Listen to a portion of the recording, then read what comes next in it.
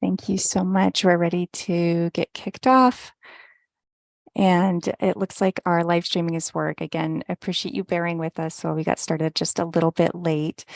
I'm going to provide just a quick overview of what we have on our agenda for tonight. We want to go around and have a chance for us to introduce ourselves to each other. So providing our name, pronouns, and our role in this meeting. And then want to focus in for a moment on the purpose of our session, which is to inform decision making. So our team will share information about the first budget amendment for the 23-24 budget, and then we'll be looking to our committee to share their insights, observations, and recommendations with the goal of providing this insight in a formalized report with the board. I want to pause for a minute on the logistics of how this will look. It is a little bit different than how this committee normally meets. The timing is different and the content of what you're reviewing is different. As you know, our committee is normally looking at our proposed budget and providing your observations and recommendations for the board. This is different because we're in a supplemental budget process. And so your efforts to have a consensus report, we know that is a lengthy process. Our staff will be listening to your feedback, your observations, your recommendations, and just collating it into a report to provide to our elected. So we won't, the consensus piece will be a little bit different. We'll be able to include divergent and diverse views from this committee to the board. We can go into that a little bit as we get more concrete in the staff recommendation and start hearing your insights. I'm going to pass it over to Juno to provide, I skipped over our introductions. So let's pause and do introductions, and then we can move on to our meeting agreements. You all already know me from my support in the committee for the past couple of years. For members who have been on board for that long, I'm Alexandra Martin. I use she, her pronouns. I'm our finance program manager, and I'm very excited to support the committee this year. We can popcorn over. Juno, do you want to go next? Hi, everyone. Thank you again for coming tonight. My name is Juno Chang. I'm the Senior Budget Manager. I use he, him pronouns.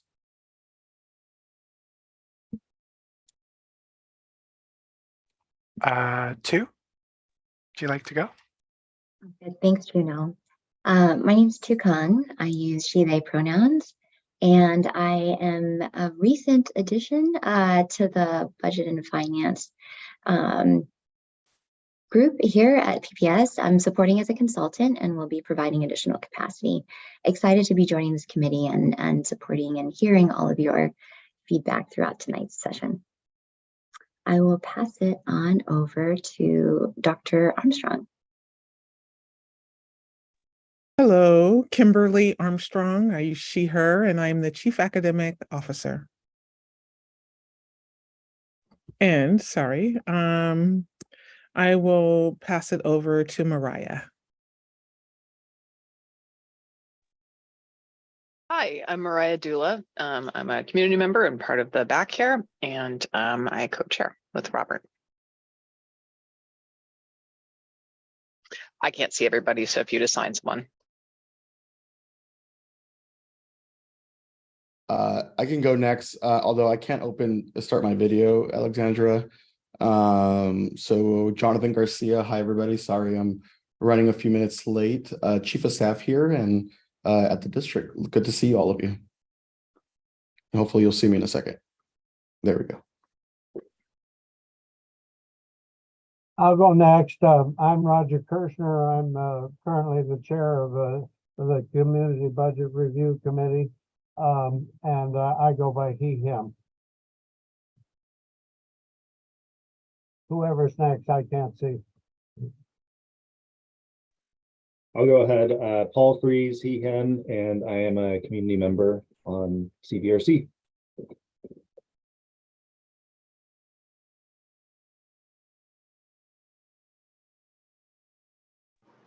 I'll go next. Grace Groom, community member, PPS parent, and professional educator in Portland Public Schools. She, her pronouns. Hello, Carranza Cruz, community member.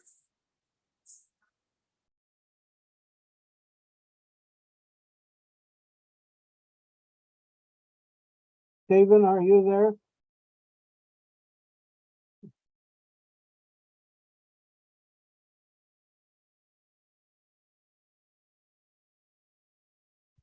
Not sure if Stephen is having a technical difficulty.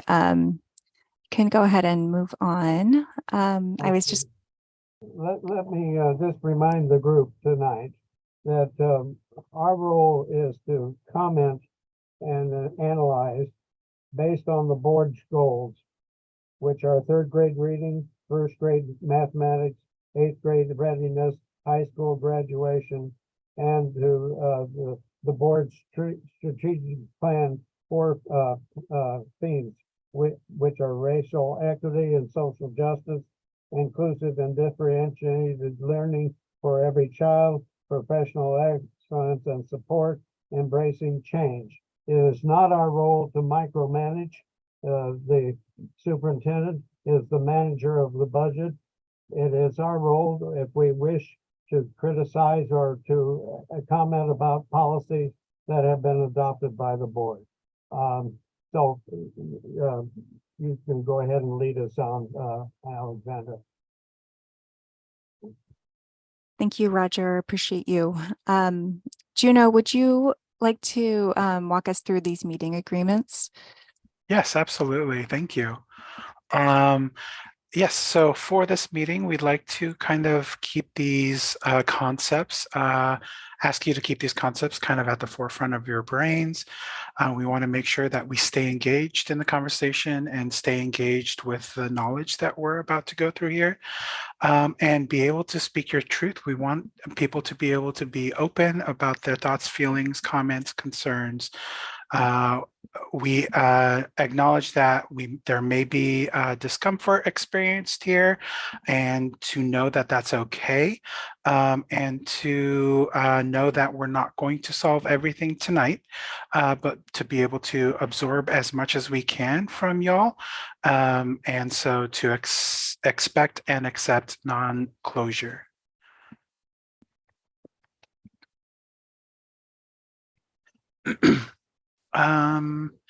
To begin, these are the revenue adjustments for the supplemental budget, so our budget amendment. You can see that our adopted budget for the state school fund was originally based off of the $9.9 billion number. And then late June, the legislature voted to pass the $10.2 billion. So this adds the $15.1 million for PPS's slice of the pie. The state has also released some information for the early literacy grant, which is brand new. We are still waiting for some additional information to come from ODE, but at this point, we do know the amount, and we do have a recommendation for investing these dollars in support of early literacy. We have allocated changes within the integrated grant as well. An updated grant agreement is going to the board on October 10th, which is the same day as our proposed budget amendment. The allocation from the student investment account, or SIA, increased, while the high school success decreased a little bit. And you can see those numbers there on the slide, plus 6.6 million for SIA and down 1.1 million for high school success. So as preparation for this amendment, we've engaged with our board, and we are also returning some of the CBRC committee feedback that we've already heard on our current year budget that we saw in your report. So when we engaged with our board of directors towards the beginning of August, we heard them name some priorities for these additional resources and the revenue that we're recognizing in this budget amendment. They prioritized increasing the student travel equity fund to include middle schools, increasing comprehensive school psychologists, and increasing reserves. As I said, additionally, we've looked towards the CBRC report and have processed through some of the details in that report further to think about how we can fund or respond to some of the recommendations that we saw in the report.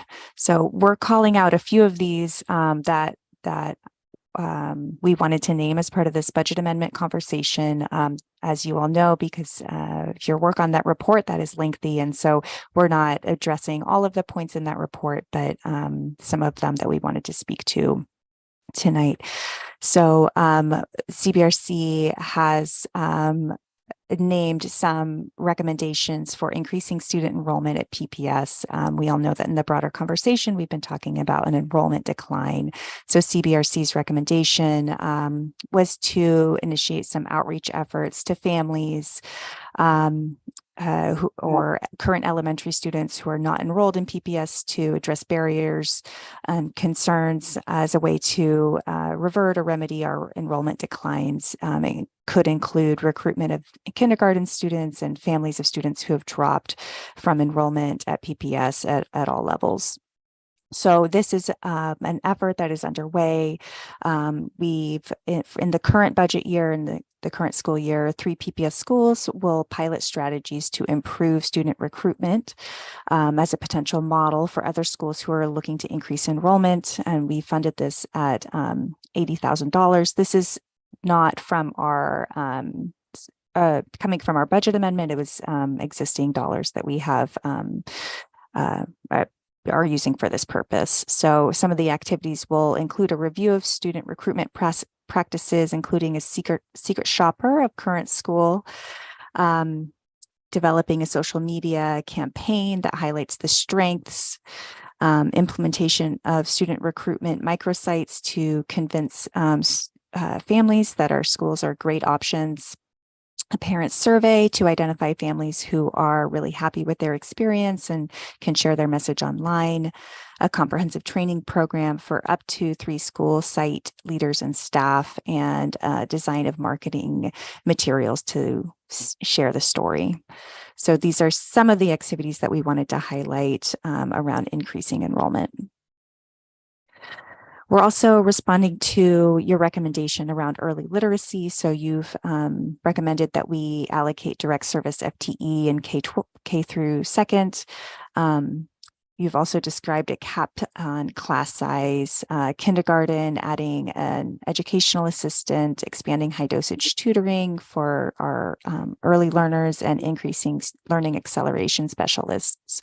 So we do have an opportunity to bolster support for early literacy. And so we'll share more about our recommendation, but it does include high dosage tutoring and reading intervention specialists. We also heard from CBRC around recruitment and retention, and the recommendation was that PPS should maintain, expand, and monitor efforts to recruit and retain Black, Brown, and Indigenous student-facing staff in the next budget cycle. I wanted to share a component or a facet of this really complex work. One of our strategic plan outcomes is to develop a diverse, high quality, and thriving workforce. This is ongoing and prioritized work that involves a task force at the district. An environmental scan was deployed last year, and this data yielded information on the current state at PPS and a set of recommendations. The project team is prioritizing those recommendations to inform the next set of milestones for the outcome. We're also in the works to partner with historically Black colleges and universities to improve our recruitment efforts. So there are a couple of bright spots to highlight in this area. And we want to thank CBRC for highlighting this recommendation. Another recommendation out of CBRC was a funding source for learning acceleration specialists. We have learning acceleration specialists right now who are funded on one-time pandemic-related funding. And we wanted you to know that we are considering options for transitioning the FTEs off of the one-time funding, and options for that are potentially SIA, our student investment account, or the early literacy grant. This is a conversation for our fiscal 25 budget development, but know that we are contemplating this. CBRC has also recommended improved mental health support. So you have asked us to invest more SIA funds in direct service positions, adding social workers and decreasing counseling ratios. As this amendment would add 3 FTE for comprehensive school psychologists funded on SIA. And so that was a lot to process through. Thank you so much for that report. That was a lot for our team to dig into. And as we move towards looking at general fund and special revenue funds, specifically as part of this amendment, we wanted you to know that this is our preliminary recommendation. The details are still developing, and we do want to share information. There are key developments that will inform our next steps, and it includes your feedback. So with that, I'll pivot to Juno to discuss our investment proposals for general fund. Great, thank you. So we can go into the details for our staff recommendation on the uses of the new general fund revenue. The first thing we want to point out is the board recommendation to rebuild reserves. So we can see that the beginning fund balance is a resource for the budget cycle. The ending fund balance is the requirement side. The current board policy is to maintain general fund reserves of 5 to 10%. Right now, we are sitting just barely over 5%. It's like 5.07%. So our first recommendation is to increase that by 8.5 million. That will get us an extra percentage point, so 6.07%. There are several reasons why this is among our recommendations. A huge part of it is because of cash flow. We want to make sure that prior to us getting a lot of our revenue sometime mid-fall, this helps us get through the first few months of the school year. And then also one important point is that we will be losing ESSER funding. We will likely spend it out in fiscal year 24, and it ends just in September, just 3 months after the next fiscal year starts. So all the ESSER funding will go away after that point. So having these dollars in our reserves will help kind of cushion that blow, cushion that impact of that loss of one-time funding. Another recommendation is to increase wages. We have multiple labor groups that are going through negotiations right now for new contracts. So the district would like to reserve funding to support wage increases. And so we would like $5.2 million for reserved specifically for wage increases. We would like to point out that PPS is in active negotiations. And so this does limit our ability to engage in details about the use of those dollars tonight. The next point is Student Travel Equity Fund. The district supports equitable access to travel opportunities, and so this would expand that access to include middle school students for grades 6 through 8. Thanks. And then we have our early literacy match. So the early literacy grant that we will be getting this coming year does require a 25% match from the general fund. So as a part of this amendment, we do recommend holding aside $800,000 for our 25% match so that we can then get the early literacy grant dollars. And we can move on to the special revenue changes. And that first slide is the early literacy grant. Again, this one is designed to support literacy development for our youngest learners. And the district is waiting for additional information from ODE. And this does coincide with the CBRC recommendation to increase support for early literacy. The preliminary proposal will include additional reading intervention specialists, expanding science of reading, aligned resources, training in teacher professional capacity, including summer 2024 learning acceleration, high dosage tutoring, and supports for multilingual, emergent bilingual, and special education students. Dr. Armstrong, I wanted to open it up for you in case there was anything else that you wanted to name here around the early literacy grant and the proposal. Thank you for that. I appreciate it. Thank you. I think that captured the key points on that slide. Just to note that, you know, this is our high level plan, and we're in active conversation with different groups in Portland, the C, to be able to further develop those plans in time to receive grant funds in October, while the application itself is due in January.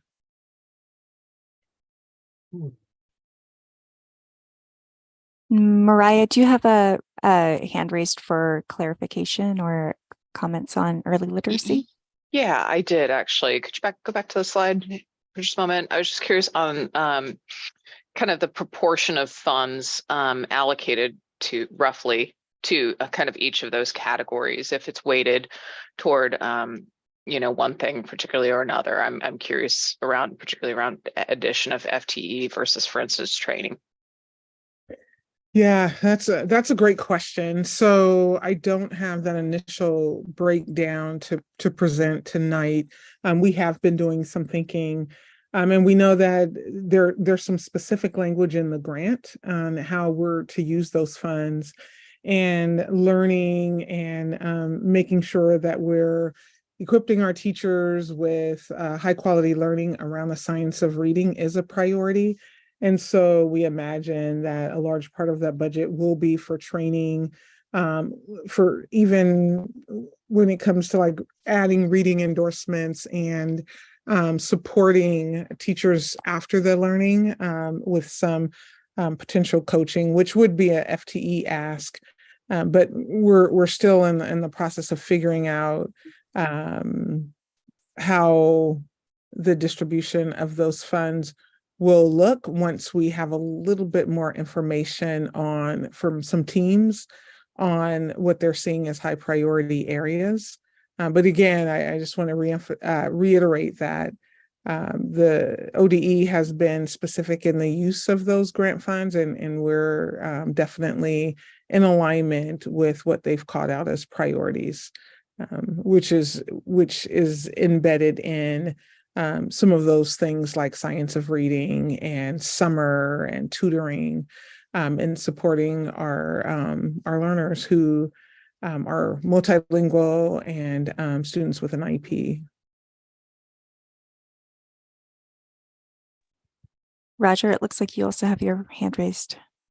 I would like for Dr. Armstrong to clarify.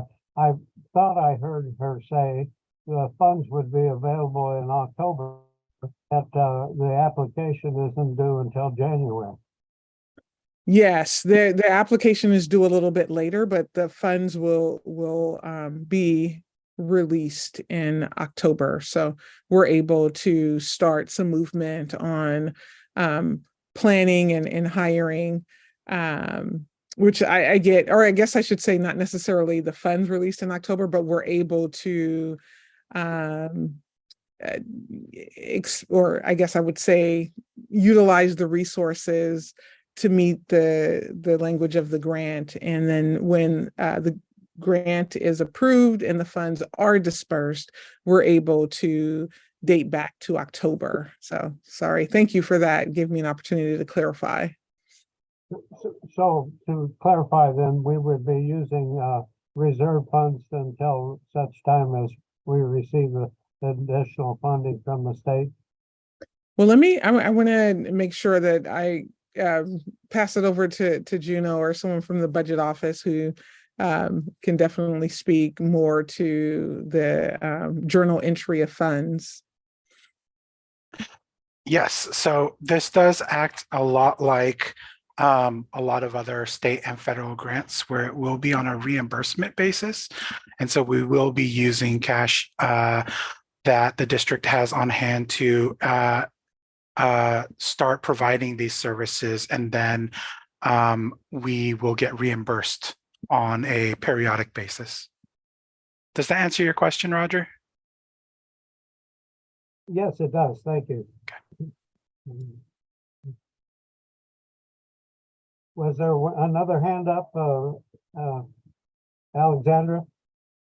I don't see anyone right now. Okay, let's let the staff complete their report here, and then we'll bombard you with questions. It's great to ask the clarifying questions while we're presenting. So if there is anything to clarify, Okay. please go ahead and raise hands. Can pivot to the integrated grant. And Dr. Armstrong, did you want to present this slide? Yeah, absolutely. Thank you for that. So just thinking of the integrated grant and some of the adjustments that we needed to make due to a change in the resourcing. There is a preliminary proposal. And so one of the things that we did was, as you can, I guess I won't read them word for word, but we were able to absorb about $500,000 and make reductions through the high school success budget through contract supplies and materials. So we still feel like our sites are receiving quality service and support, and we use some strategies to make that up. The other one is the just some things on summer programming, the additional school psychologist, that's the 3 FTE, and then the dual language immersion and English language development focused staff to support assessment and wraparound family needs for multilingual learners. That was about 4 FTE, and then instructional specialists at the schools who are newly identified as CSI schools is initially 3, and then just noting that we may need to increase as we learn more about designations and some needs from the sites. Karanja, do you want to jump in with a question or comment? Yeah, I just have a clarification question. With the FTE, is that for 1 year or is that multiple years regarding the budget? We're describing the investment in the current year budget. So we can expect that. And we've also, we have a biennial budget. So we should see this pretty stable into the following year as well. Okay, so we will have a budget to be able to sustain these positions For the next 2 years, we should see this as stable. All right, thank you. Roger, do you want to go ahead? I'm not sure I understand. what the 1.1 million deduction in the student investment account was and why? I can answer that, Roger. Yes, that was the state recalculation. So the state funding is changing, and this is happening all across the state. So all school districts. It is their recalculation decreased the level of funding for high school success, but increased the funding for SIA. Does that answer your question? I think so. Yeah, so overall, under the integrated grants, the high school success dropped 1.1 million, but SIA increased by 6.6 million. So the overall change within integrated grant was a positive 5.5 million change. It's just the resources are distributed a little bit differently. Was that mostly because of lower enrollment in high school, or why did the state change their formulas? That's a good question. I am not sure on the answer of how or why the state calculation changed, but we could reach out to our ODE partners and see if they can give us an answer to that question. Karanja, do you still have your hand up, or is it a new clarifying question? No, I didn't know I had my hand up. Got it.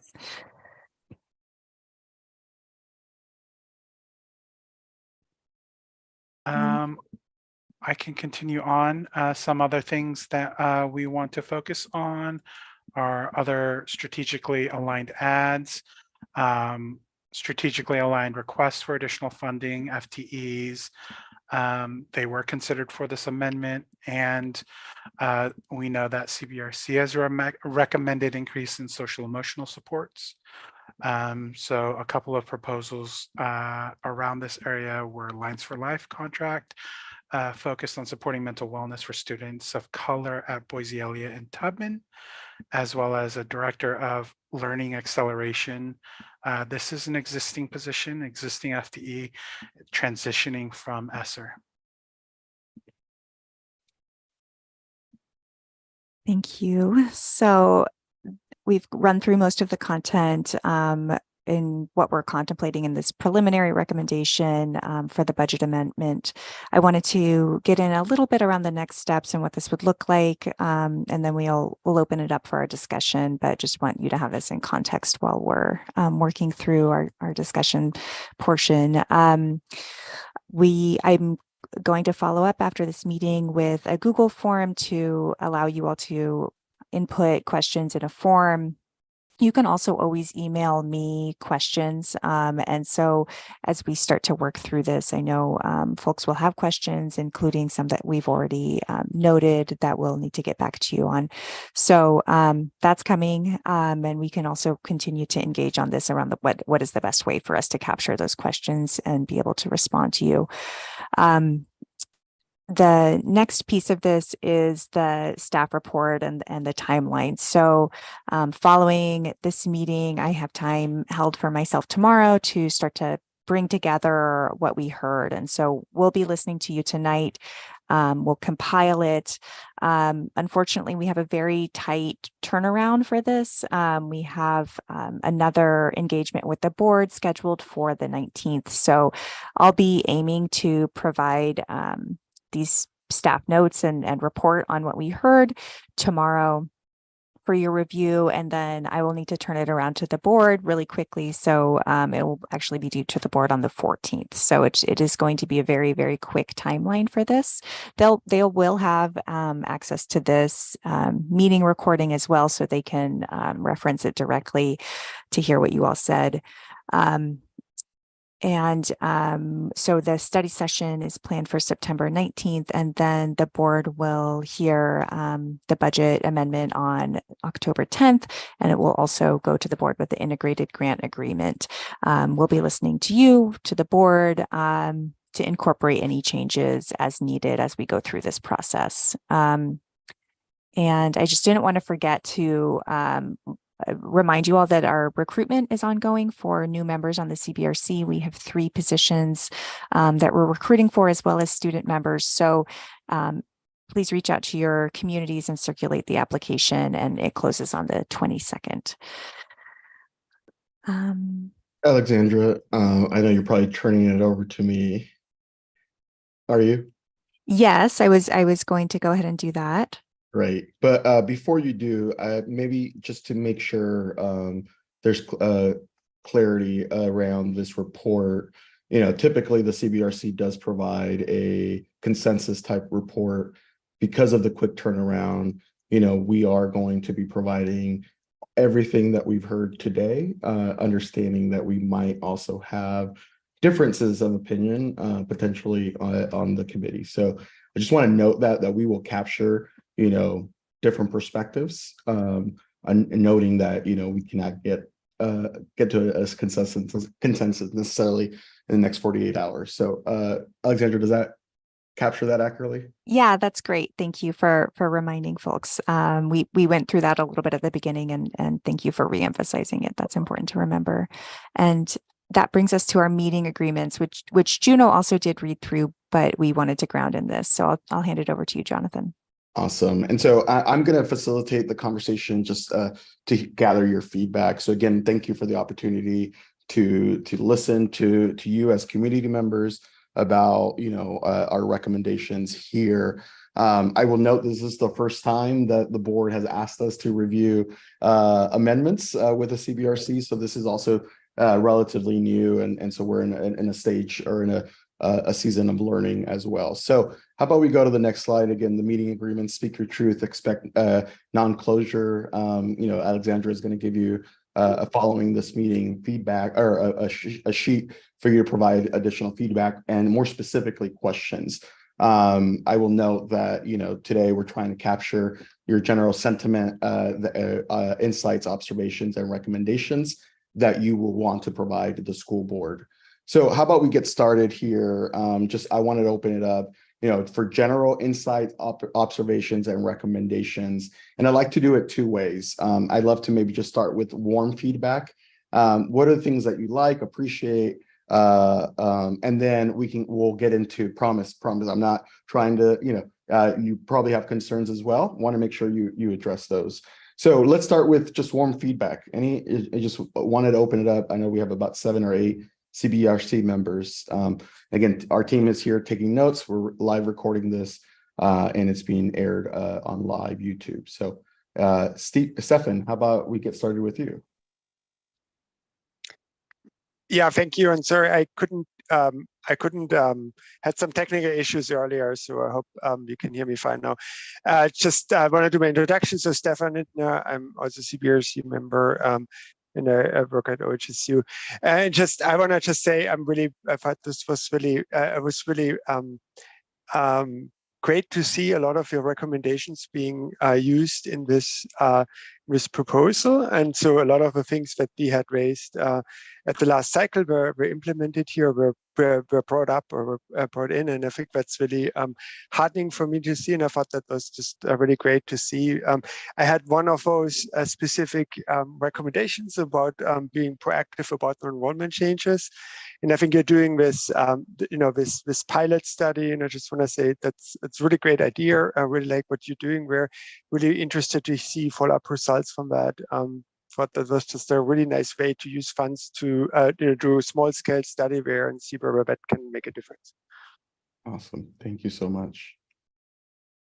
Open it up for anybody else. Mariah.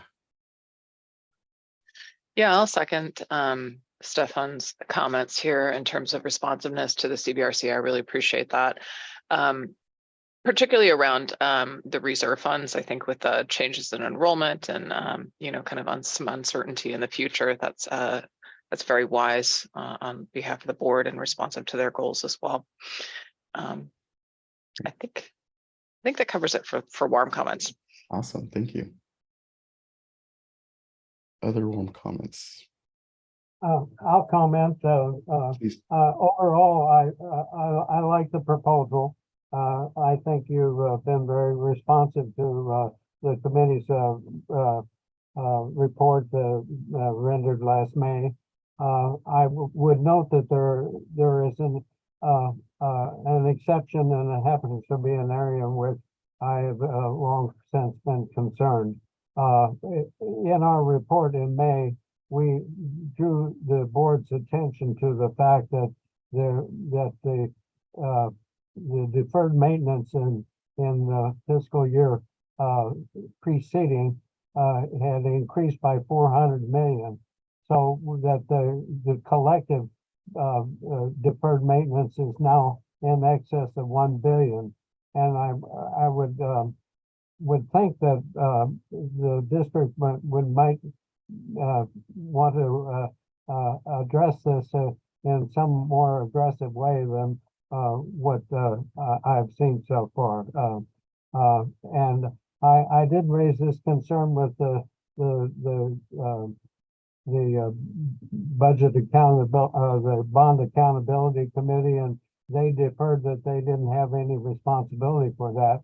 And I would disagree with that, because they're approving plans for remodeling and building schools that are immediately adding to the deferred maintenance. And all you need to do is look at the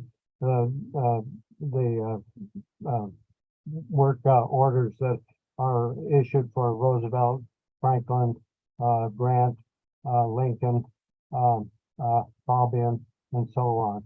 So so if we're building new schools that immediately go on deferred maintenance, something's wrong. At least I think. Yeah, no, I really appreciate that feedback, Roger. All right, anybody else? I do two things. I can call in, but I also, want to respect folks who I just noticed Myung has joined. Oh, great. Myung, do you want to quickly introduce yourself?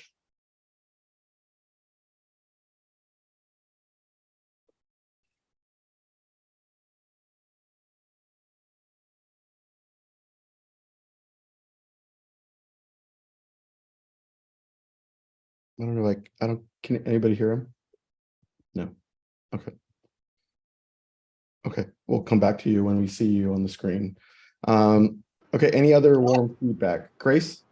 Yeah, I like that you're listening about the need for continuing learning acceleration specialists that would be working directly with students, and leaning into looking into doing that in the next budget cycle. I see it as a definite need as a classroom teacher, and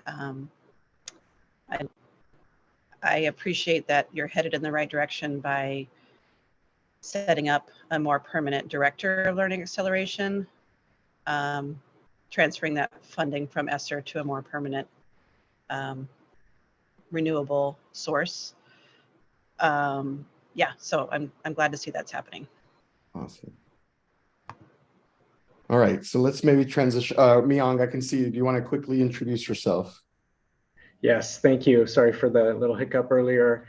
Hi, everybody. My name's Myung Lee. I'm the 1 month interim deputy superintendent for business and operations, the role that Claire Hertz played until semi-recently. So I'm here trying to help on a number of different fronts, and I'm excited to be here. I've heard a lot about this committee. I've read your report, which was very impressive. I'm excited to engage in this meeting and the rest of your work this year. And I apologize for being late. I was double booked, as Jonathan was earlier with an executive session of the board. So thanks so much for including me and letting me pull up a chair. Thank you. Thank you. All right, so let's maybe talk about some cool feedback, some feedback that, things that we need to think differently about, things that you would encourage the board to consider that may be, different from what the staff is proposing.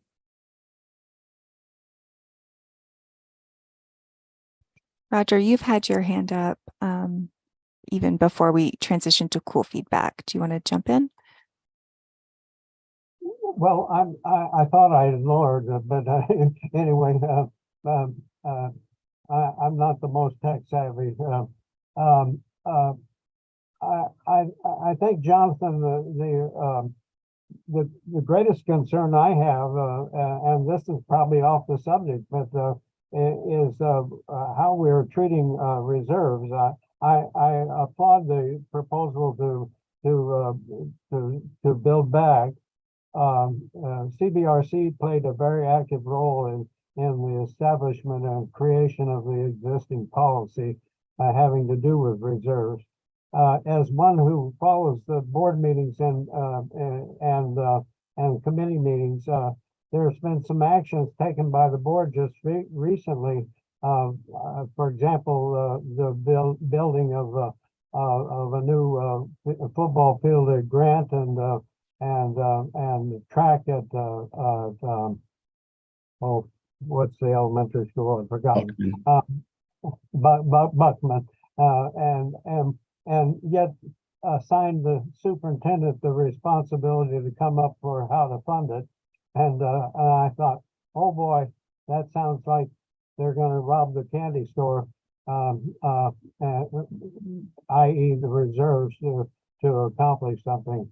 And so I don't know whether that's considered an emergent need or not, but reserves are intended to be more of an insurance policy and that kind of thing. And so anyway, I've expressed that concern, and like I say, it might be not appropriate at this point, but Yeah, appreciate that, Roger. Other thoughts? Grace?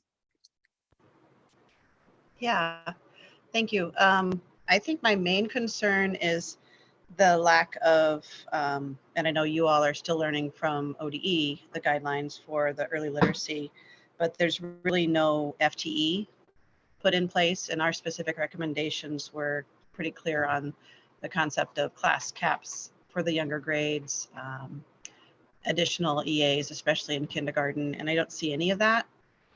That does say there will be additional reading specialists, but there are no numbers there.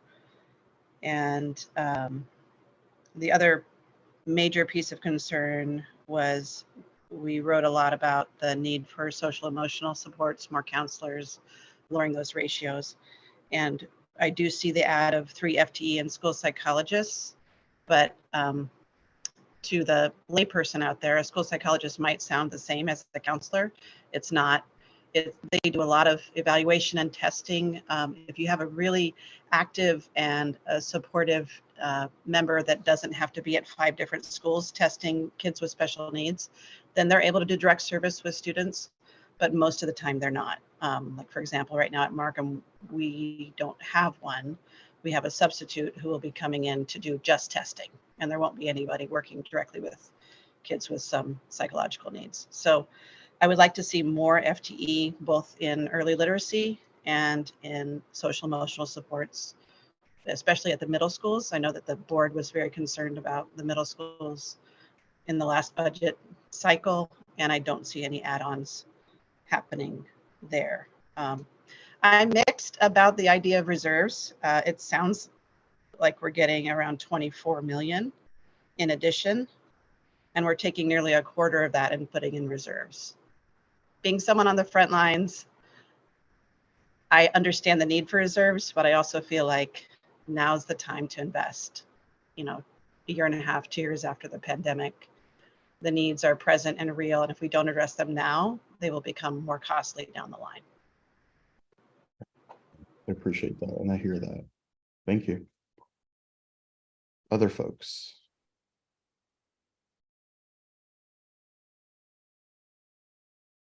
well, as you expected, there may be a disagreement within the group. As the longstanding member of this committee, I'll only point out that under the tutelage of a previous deputy superintendent, when that person was at an outlying district of this of the city of Portland. They spent down their reserves entirely in the anticipation that increased revenues would occur from the state the next year. And that did not happen. And they laid off 350 teachers.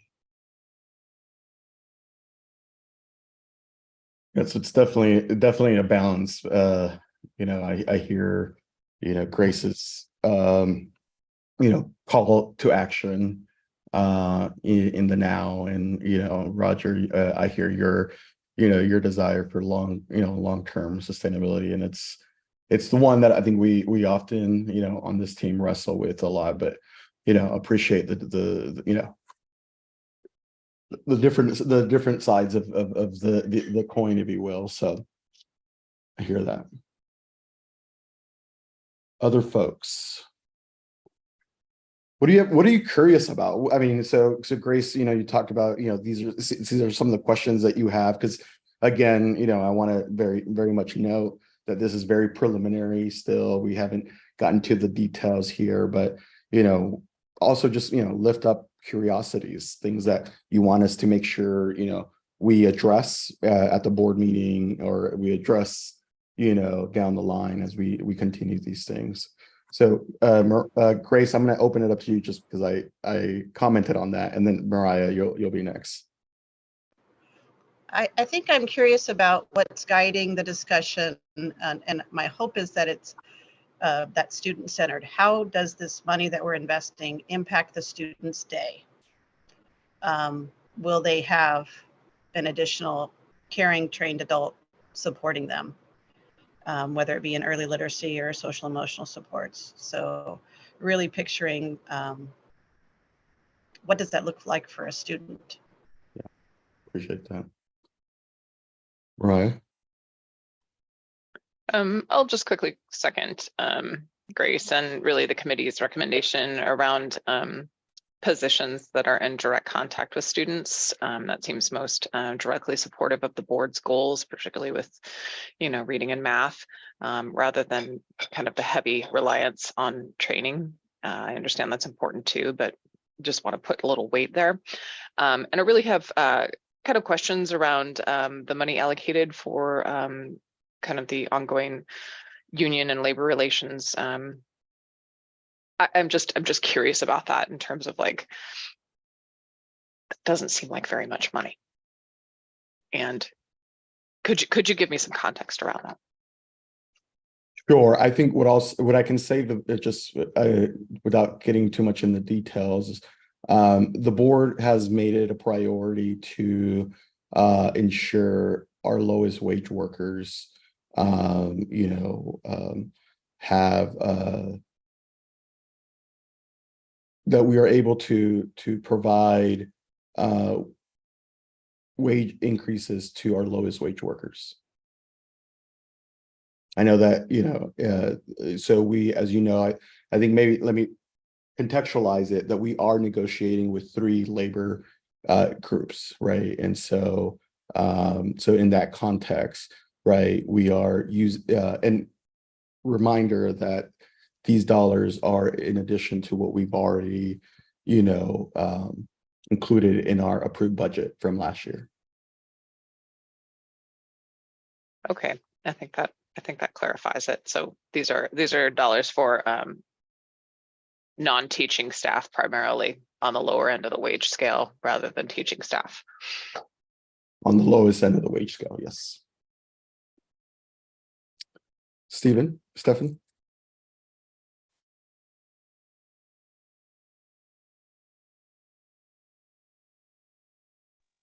Sorry. Yeah, and so if you struggle with pronunciation, it's like Stephanie without the E. That's I think relatively easy to remember. I hope. Just want to first second Grace.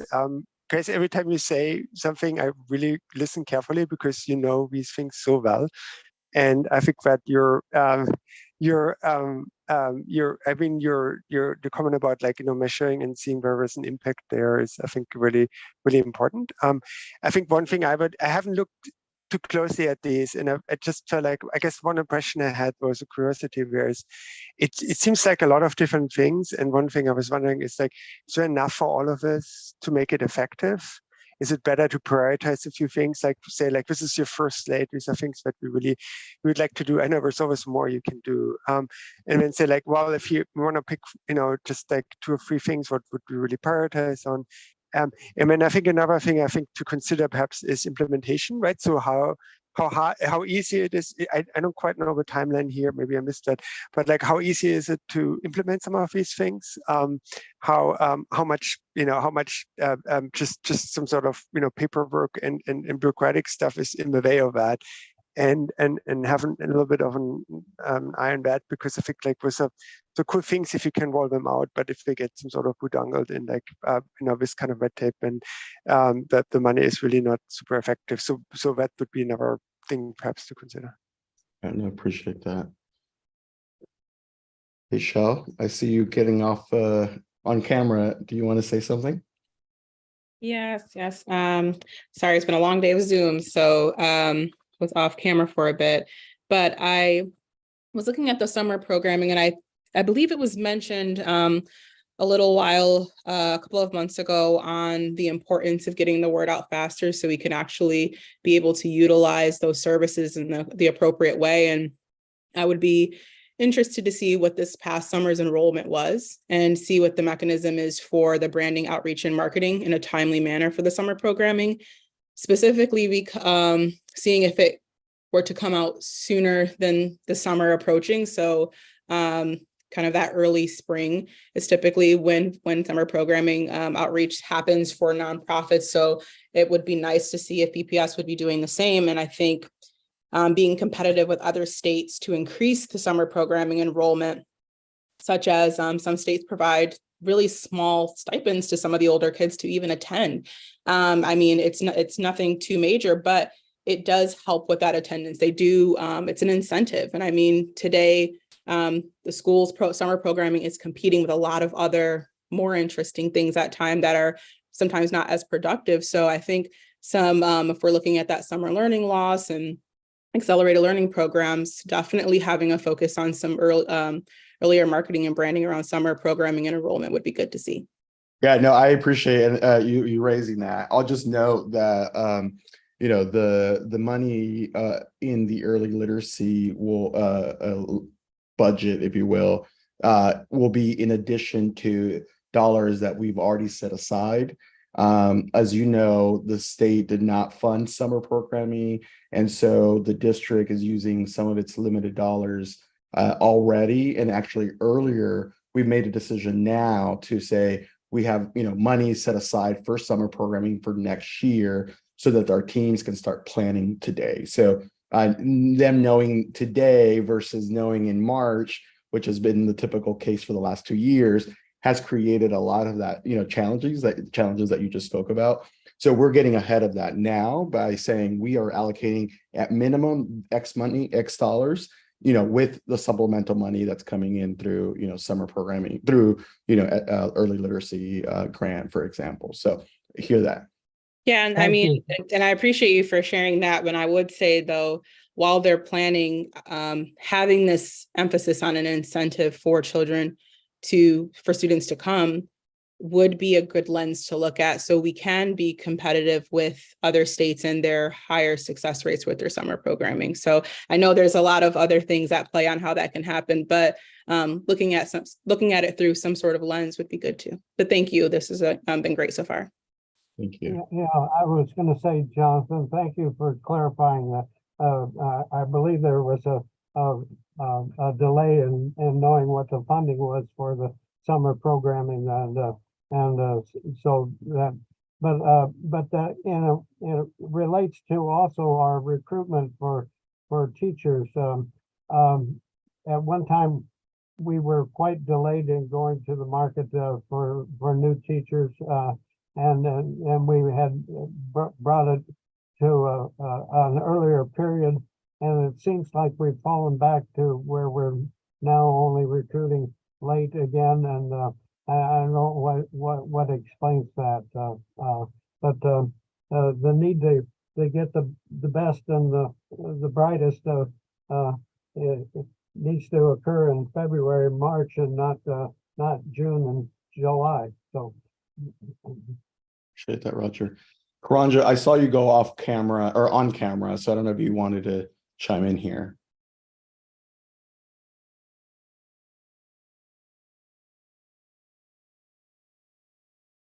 Maybe not.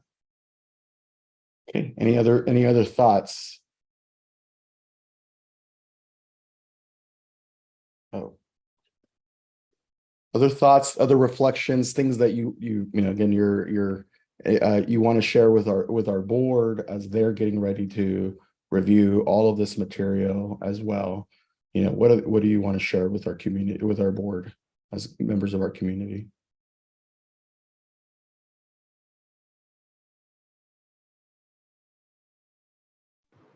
Can I ask a question? Please. For the $80,000 for the recruitment effort, that was, I think, Alexandra, you mentioned that was from existing funds, not from these additional funds that came in after, right? Correct. So is that going to be built into part of the communications budget? Is it coming out of that, or where is it coming from? Coming from the communications budget, correct. Okay. And just, again, to say it, I think that the best advertisement is the product that we're delivering to the students daily. 100%. All right. Any other thoughts? You know, I don't want to keep you here. We're here scheduled at 7. Obviously, you will have a chance to provide written questions or feedback to Alexandra. She'll follow up via email. But we wanted to make sure to open this space up. So, Jonathan, if I'm not mistaken, some schools are doing some of the recruitment type of activities that are described in the budget. Sorry. Yes. I don't know what that meant, but anyway, so maybe there's benefit in looking at what those schools that have such programs are doing. So we're not reinventing the wheel. Absolutely. Myung, go ahead. Yes, thank you. If this has already been stated by a colleague on the PPS staff, then please cut me off and tell me that. But I just wanted to sort of clarify, in case this hasn't been stated, that this feedback and the written feedback and all of it together that will be compiled is extremely valuable, and that the board may take, or we as staff and the superintendent through the superintendent may make a series of recommendations to the board in more than one moment regarding budget amendments, including meetings and actions that are on the docket in the next few weeks, but that may also be followed by subsequent recommendations and board action. So just to avoid any sort of confusion, the feedback, I think, will help inform the whole set of if there are multiple decision points for the board, then the feedback will apply to inform all of them, not just one particular upcoming set of discussions and decisions. I just wanted to clarify that in case that wasn't already articulated. Yeah, thank you for that clarification. Alexandra, be sure when you create the Q&A document that the board has access to it, like we did last spring. So everything is in a shared format, and then as long as I've got the attention of the committee, pay attention to when the board is meeting in work sessions and in their meetings, and if at all possible, be in attendance. So in case somebody asks a question, you can answer. Thank you, Roger. Mariah? I just wanted to say thank you really quickly to the staff and, extend that to the board for including the CBRC in these discussions with the budget amendment. I think it's a good opportunity for us to provide some perspective. So thank you.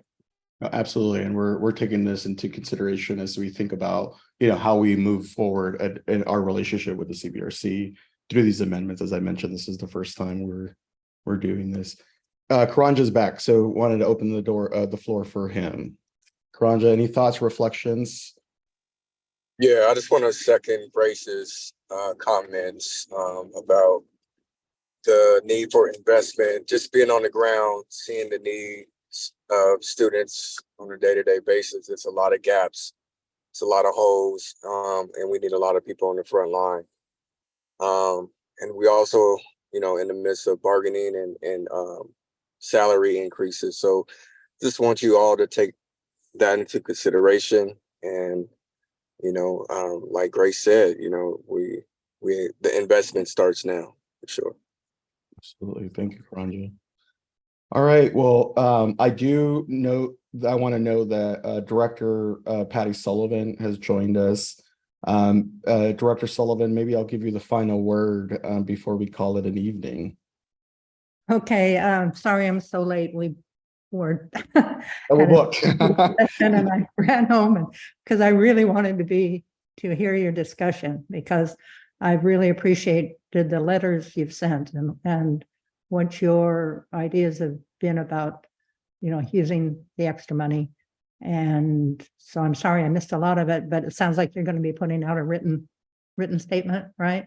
Correct. And that you'll be presenting to the board. Is that right, Jonathan? Correct. Okay. So much more to come for you. You're just getting started with the process. I know.